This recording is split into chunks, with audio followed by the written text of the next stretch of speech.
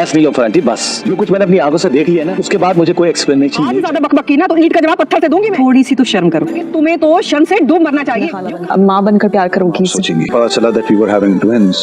उसी दिन बेबी बाजी की बहुएं ड्रामे में अब अज़रा ने तो ये चाहा था कि वो वलीद और समन की गलत फहमियाँ मिटाकर उन दोनों को एक कर सके, लेकिन अब समन की माँ अब ये बात जानती है फुफो नाम की मुसीबत उस घर में है।